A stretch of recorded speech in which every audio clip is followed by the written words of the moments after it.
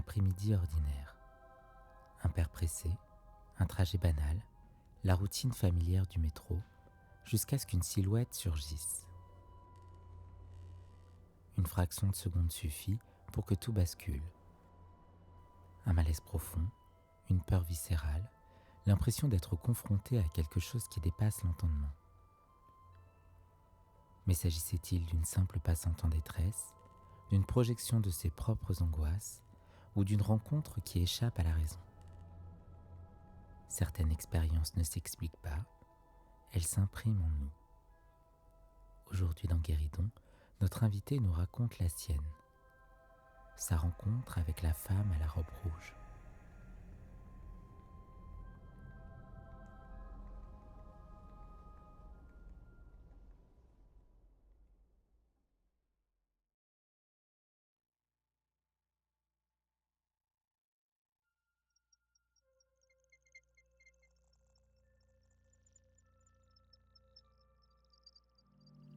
J'ai 35 ans et ça fait maintenant 35 ans que je vis à Paris. Je suis parisien. J'ai vécu dans le 13e arrondissement pendant 27 ans et ça fait 5 ans que je suis dans le 12e. C'était une journée de mai. On avait eu un hiver vraiment pas terrible du tout. Assez triste. Là, grand soleil. Très belle journée en perspective. Moi, je me sens très bien. Je suis content parce qu'en fait, je travaille pas et je garde mon fils. J'ai un petit garçon, il a 1 an et demi et on va passer la journée ensemble. Il y a juste un tout petit impératif. Je dois aller chercher un médicament pour mes yeux. J'ai un traitement pour mes yeux depuis quelques années maintenant et il faut que j'aille récupérer ce traitement à l'Hôtel Dieu. Du coup, je contacte mon père. Mon père est en retraite, donc lui, ça le fait très plaisir. Il adore son petit-fils. En bonus, il y a ma grand-mère, donc ça va être chouette. Il va pouvoir voir son arrière-grand-mère. Du coup, on se met en route. Je me dis que je vais pas tenter d'emmener mon fils avec moi dans le métro. Question de logistique, c'est très compliqué. Donc je file dans le 13e. Je le dépose. Tout le monde est très content. Je déjeune avec mon père et ma grand-mère. Une fois le déjeuner fini, je me mets en route. Ce coin du 13e, c'est un coin où j'ai grandi. Je le connais vraiment par cœur. Dans ma façon d'avancer, je suis rapide. Je suis un Parisien pur jus. Vraiment. De ma grand-mère, d'ailleurs. J'ai pas le temps. J'ai pas ton temps. Donc faut que tout soit rapide. Là, j'avance et je rejoins le métro des Gobelins. Ce métro-là, je l'ai pris des milliers de fois. J'avance rapidement. J'arrive au niveau de la bouche de métro. Et là, je dévale les escaliers. Parce que voilà, faut que j'aille, faut que je fasse du métro, que je prenne, j'attende à l'hôpital pour avoir mon traitement. Et moi, j'ai envie de récupérer mon petit gars assez rapidement et de revenir chez moi. Donc j'évale ces escaliers que j'ai dévalés des milliers de fois. Et j'arrive au niveau du tourniquet. Là, je vois une personne derrière le tourniquet. Dans une vie de plus de 30 ans à Paris, on a tendance à être un petit peu physionomiste. Moi, quand je débarque quelque part, que ça soit un commerce, un métro ou autre, on va peut-être appeler ça de la psychose, mais j'arrive à bien lire les gens. Je fais ma vie avec une femme qui aussi est parisienne et on a un peu tendance à faire ce jeu tous les deux, à savoir qui est le plus bizarre dans la rame, qui est le SDF ou pas le SDF. C'est horrible, hein, c'est vraiment... on juge les gens, mais c'est comme ça, c'est plus fort que nous, on arrive à sentir les gens.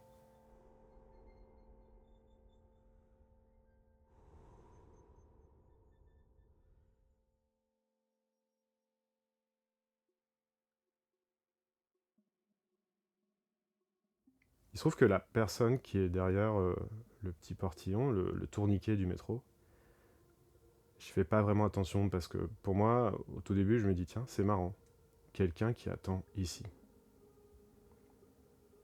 Très souvent, quand les gens à Paris sont quelque part à attendre, c'est toujours un peu suspect. Je suis pas quelqu'un qui stresse, mais je me dis tiens, c'est marrant, vraiment cette entrée-là, parce qu'il faut savoir que les Gobelins, il y a 2 entrées, même 4, bah elle est pas beaucoup empruntée. Donc du coup, je sors mon passe Navigo, je valide, je pousse le tourniquet, je pousse la porte, et là en fait, il y a une femme avec une robe rouge. Elle est placée au niveau des panneaux indicateurs des stations.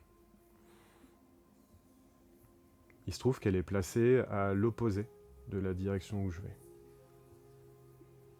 Et là, je me dis, tiens, c'est marrant cette silhouette. Et là, je la regarde.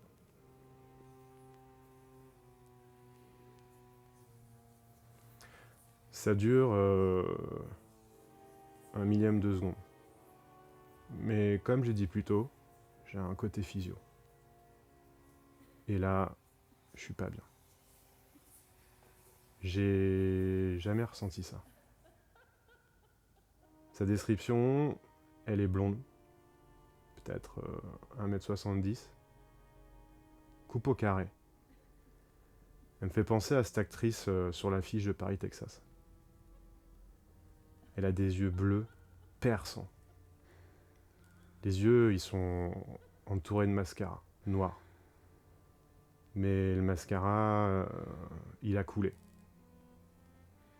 Elle est stoïque, elle bouge pas. Elle a une bouche avec un rouge à lèvres rouge, un peu pétard. Et en fait, elle a la bouche entrouverte.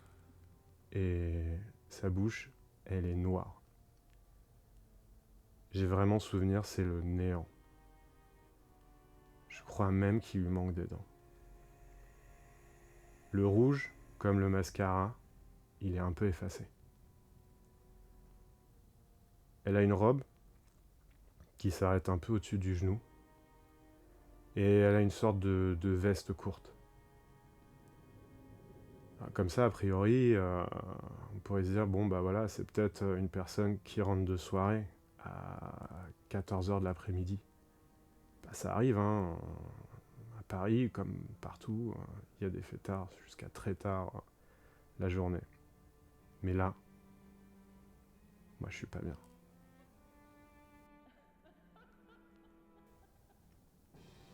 Il émane de cette personne quelque chose. Et je crois que c'est la première fois que j'entends mon cerveau, que j'entends dans ma tête une voix qui m'a dit « On ne reste pas. Il faut que tu avances. »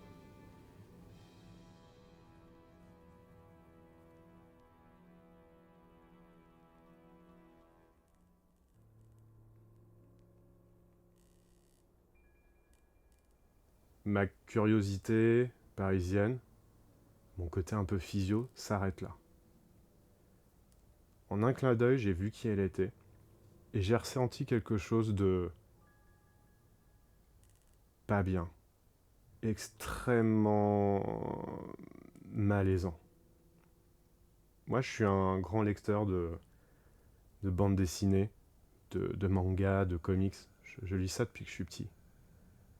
Et vraiment, si je devais décrire à cet instant ce que j'ai ressenti avec cette femme, c'est ce que j'ai pu voir dans des cases de manga, par exemple, quand il y a une personnalité un peu maléfique, un peu malaisante.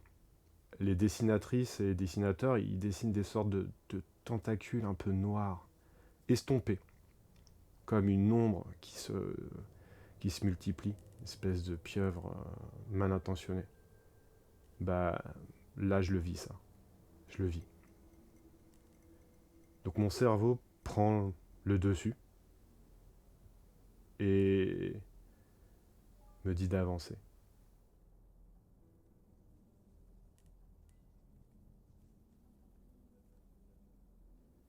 Dans ma vie, moi, j'ai été confronté à des situations de violence, qu'elles soient verbales, physiques, des situations un peu dures.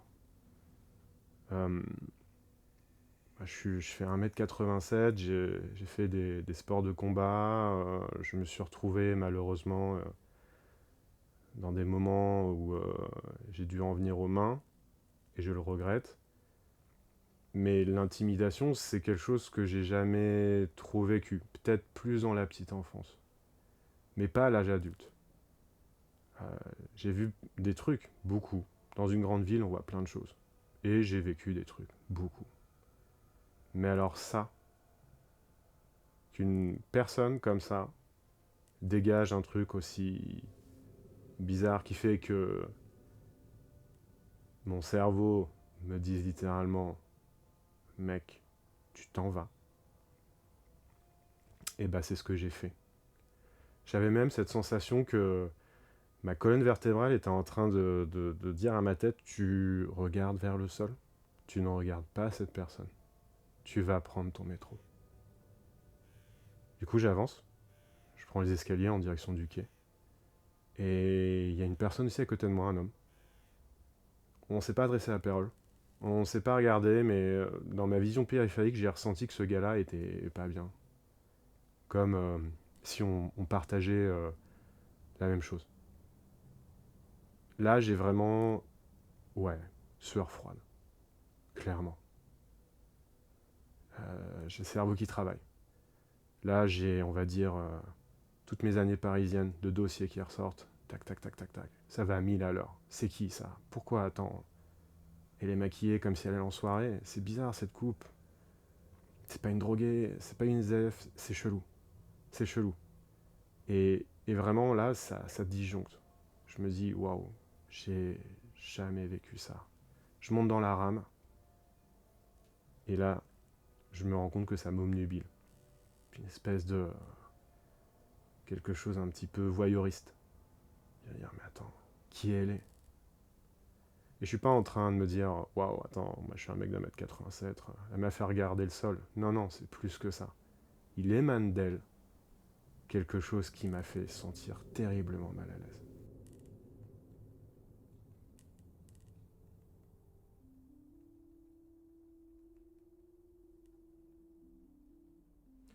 Je suis pas quelqu'un qui est croyant, alors je m'intéresse aux croyances, l'ésotérisme, la culture des religions, mais à aucun moment je crois aux démons, aux esprits malfaisants, ce genre de choses. Donc tout de suite, je me dis, cette personne, ça va pas. Euh, le métro démarre, je suis à quelques stations. J'envoie un vocal à ma compagne. Je lui dis, écoute, franchement, faut que je te parle de ce que je viens de vivre parce que j'ai jamais vécu ça avec un être humain. J'arrive à l'Hôtel-Dieu, je suis toujours sur la même affaire. Ça me quitte pas. Je me dis, mais qui elle est? J'arrive dans l'Hôtel-Dieu, je prends mon médicament, et je m'étais fait un petit plan en me disant, tiens, sur le retour, je vais peut-être faire un tout petit détour par la presse de l'avenue des Gobelins. C'est une vieille presse. Il n'y a plus trop de maisons de la presse à Paris. Et après, je récupérais mon fils. Je prends le métro sur le retour, et là je me dis, il faut absolument que j'emprunte la sortie par laquelle je suis rentré.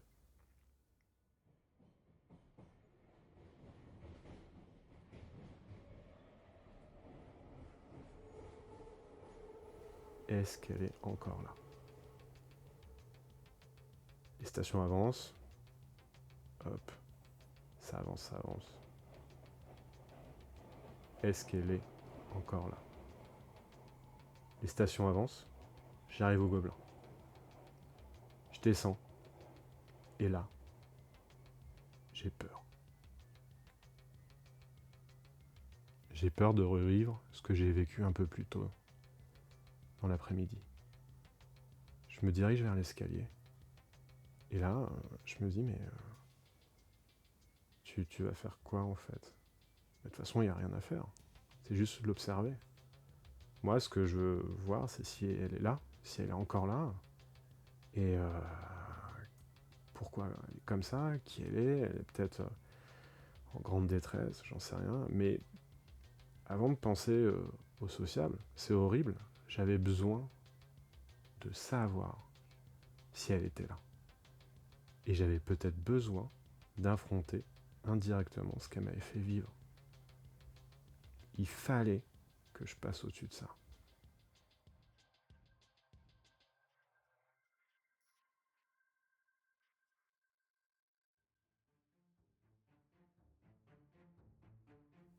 Ouais, j'ai été un peu élevé dans tu chutes à vélo, tu remontes. Quand j'étais jeune, j'allais surfer des grosses vagues et quand je me cassais la gueule, hop, j'y retournais. Et bah cette sensation-là, j'avais à la fois envie de la revivre et aussi de l'affronter pour la surpasser et me dire bah ok, elle est là cette personne et voilà ce qu'elle m'a fait vivre. Donc je monte l'escalier, je tourne et là j'ai une appréhension, vraiment. Je me dis waouh, je vais me retrouver et je vais me retrouver encore à fixer le sol et à avoir tout mon corps qui ne m'appartient plus. Parce que ça a été ça un peu plus tôt. Genre vraiment le fait d'avancer quoi. Et de pas m'arrêter et de ne pas croiser le regard bleu perçant de cette femme-là quoi. Je tourne et elle est plus là. Bon, en même temps je m'attendais à quoi? Pas non plus m'attendre toute la journée hein. Et là je me dis c'est fou. Ça se trouve, elle est dehors. Alors je me suis pas lancé à sa recherche, mais je suis sorti du métro et j'avais la tête qui tournait à droite, à gauche, à droite, à gauche. Et je me suis dit, attends, elle a une robe rouge, ça se voit de loin ça. Mais entre-temps, il était déjà plus d'une heure passée depuis qu'on s'était eu. Et envolé. Du coup, je récupère mon fils. J'en parle à ma compagne. Et je laisse le truc un peu se diffuser. Et si j'en parle aujourd'hui, c'est que j'ai jamais rien vécu de tel, une telle rencontre qui a duré 1/10 de seconde, mais qui m'a pétrifié. Où vraiment, j'ai eu, je pense, un retour à l'animal de se dire, bah ouais, sauve ta peau. Mais je me dis, qu'est-ce qu'elle aurait pu faire? Et avec du recul, je me dis, mais ça se trouve, elle était peut-être en détresse, cette personne-là. Parce qu'elle avait pas l'air au mieux. Elle avait l'air totalement perdue, cette bouche entrouverte, vraiment je m'en souviens, le noir profond à l'intérieur, le néant quoi, et le bleu glacial de ses yeux.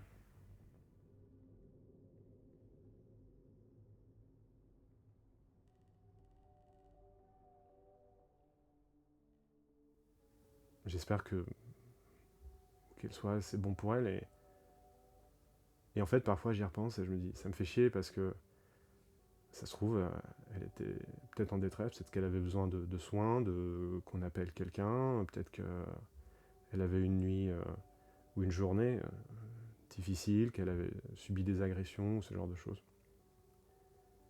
Mais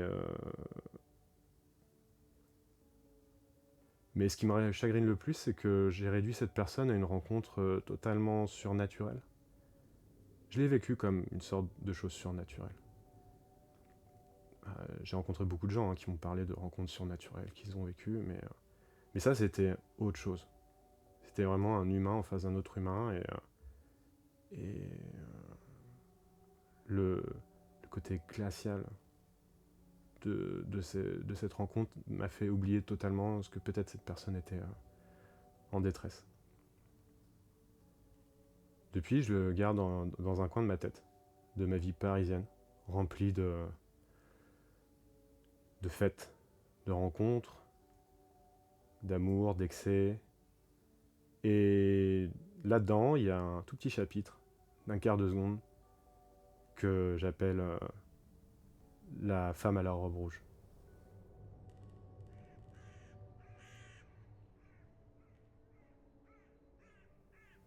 Je me suis posé la question de possiblement de la recroiser.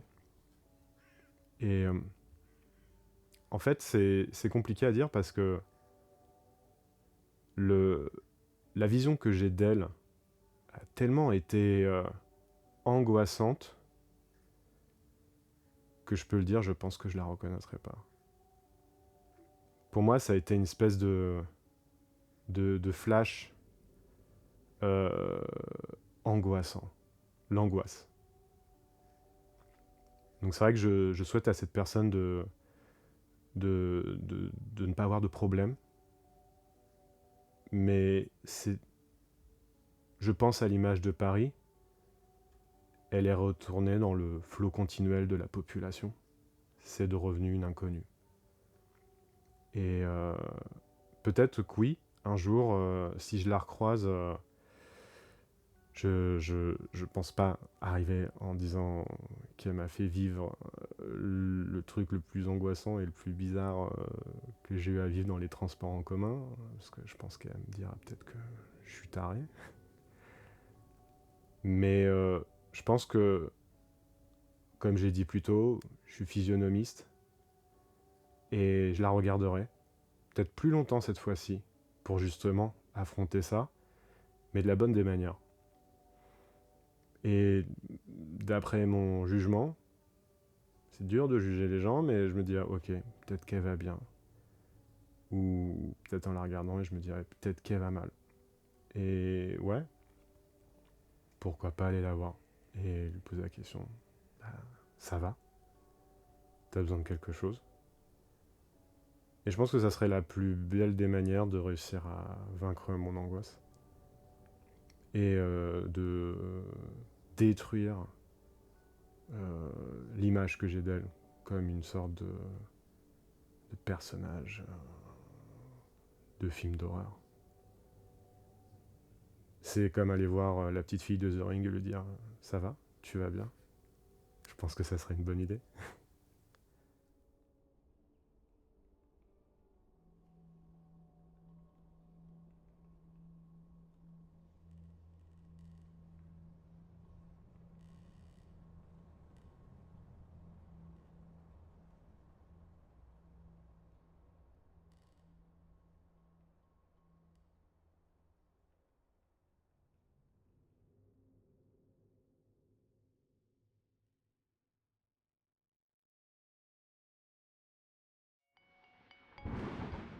Vous êtes arrivé au bout de cette histoire. Avant de partir, laissez-moi vos impressions en commentaire.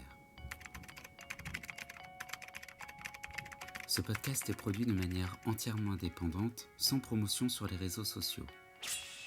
Si vous souhaitez m'aider à continuer à publier des épisodes, abonnez-vous à la chaîne et partagez vos épisodes préférés autour de vous. Et si vous avez le courage et l'envie de plonger dans vos souvenirs les plus cocasses, contactez-moi via l'adresse que vous trouverez dans la description de cette vidéo. Vous pourriez ainsi participer à un prochain épisode de Guéridon.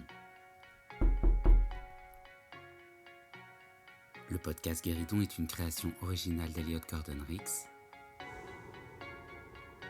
Cet épisode a été produit, réalisé, monté et présenté par Elliot Gordon-Rix.